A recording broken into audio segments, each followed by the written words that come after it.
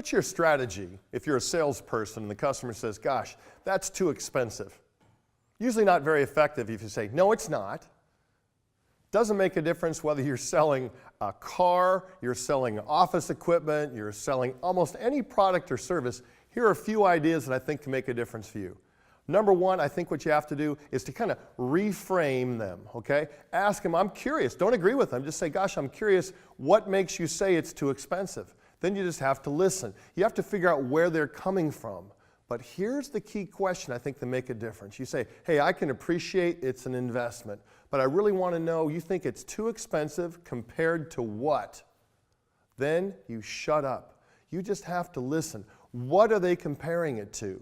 Let's say, for example, I'm out and I'm buying some kind of headphones and I meet a professional salesperson, and I admit I can be a little bit frugal, and I'm looking at some headphones for the plane that are $100, and I've got another pair I'm looking at that are $300. Well, typically I would jump, well, those are good enough, I'll get the $100 pair. Maybe you would do the same thing. But if I met a professional and I was hedging and not buying the $300 pair of headphones, and he says, gosh, you think that's too expensive compared to what? Let me ask you a question, sir. How long do you think you're going to own those headphones? I'd probably say, well, maybe 5 years. So you're saying the difference between the two headphones, the $100 pair and the $300 pair, is $200. Let me ask you this. You're going to own those headphones for 5 years. So if you divide $200 by 60 months, that's about $3.25 a month. So you're going to be flying these hundreds of thousands of miles over the next 5 years.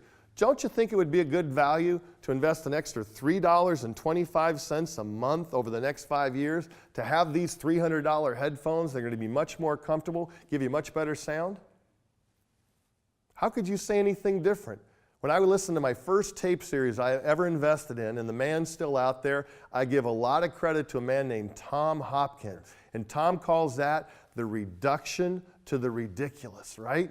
Make it so it's like so silly. So the next time you're out there and you get too expensive, just consider, try to reframe them. Ask them, I'm curious, what makes you say that's too expensive? Figure out where they're coming from. Ask them, I'm curious, I appreciate it, but compared to what? What are you comparing me to? You have to use contrast to show the difference between your product and the other product they're comparing you to, and show how making it a better investment is in their best value. Not in your best value because you're making more commission, but in their best value. Help the people with these tools, because I can't tell you how many times, maybe it's happened to you in your life, you didn't meet a professional salesperson. You tend to get what you pay for, and you spent the $100 in the headphones, 2 months later you were mad.